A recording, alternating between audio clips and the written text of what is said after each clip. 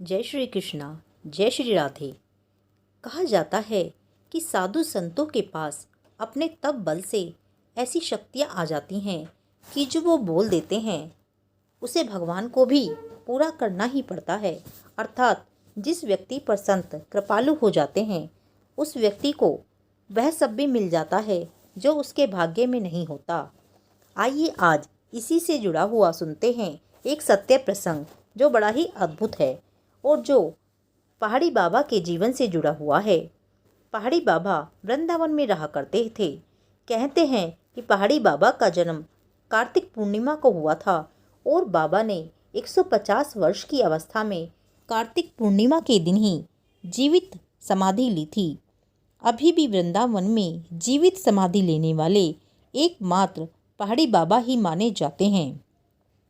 बात उन दिनों की है कि जब पहाड़ी बाबा वृंदावन में रहा करते थे तो एक ब्राह्मण भी ब्रज में रहा करता था जो अत्यंत ही संपन्न परिवार से था, किंतु उसको कोई संतान नहीं थी। इसी कारण वह बड़ा दुखी रहता था। अब जबकि उसकी आयु भी लगभग 65 वर्ष की हो गई थी तो उसने सोचा कि अब कहाँ पुत्र मिलेगा। तो उसने अपनी जमीन जायदाद अपने परिवार में बांटकर वृंदावन वास में अपना मन लगा लिया। अब वृंदावन वास करने लगा। जब उसने वृंदावन में बाबा के बारे में सुना तो वह बाबा जी के दर्शन के लिए उनके आश्रम में आने लग गया। अब आते आते उसकी पहाड़ी बाबा में बड़ी श्रद्धा हो गई। अब उसने सोचा कि क्यों ना मैं बाबा से मंत्र ले लूं। तो आकर बाबा से बोला कि बाबा अब हमको भी चेला बना लो। हम तो ब्रजवासी ब्राह्मण हैं, अब हम भजन करना चाहते हैं। अब हमको आप मंत्र दे दो ताकि हम भी अब अपना जीवन बस भजन में ही बिता सकें। अब बाबा उसकी सारी बात सुनते रहे और बोले कि चेला तो हम तुम्हें बना लेंगे, किंतु हमारा चेला बनकर भी तुम्हें माता के गर्भ में आना पड़े, अर्थात तुम्हारा जन्म हो जाए दोबारा, तो यह सही बात नहीं है, क्योंकि तुम्हारे मन में अभी भी पुत्र की कामना है और जिस व्यक्ति के मन में कोई कामना रह जाती है तो उसे वापस जन्म ही लेना पड़ता है।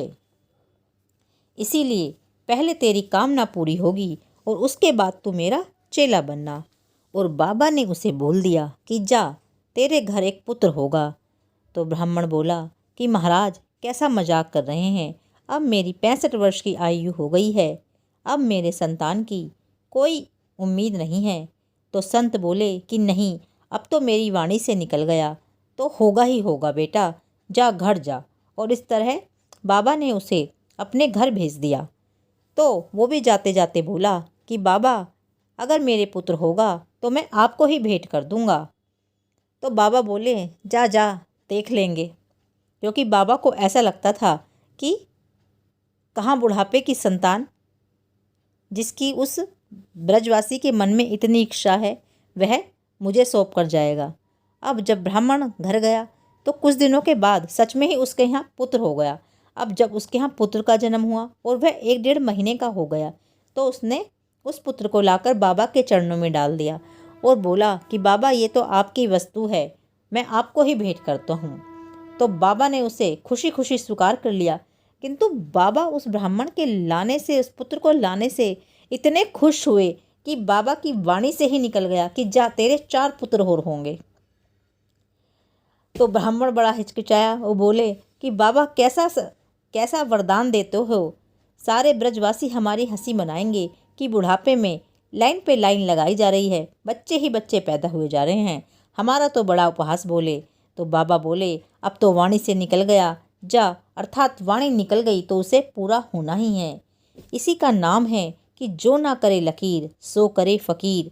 भाग्य प्रारब्ध सब एक तरफ रखा रह जाता है, क्योंकि सिद्ध संत जो कह देते हैं भगवान भी उसे पूरी करने में अपनी ताकत लगा देते हैं और संतों की वाणी सच हो जाती है। जय श्री कृष्णा। जय श्री राधे।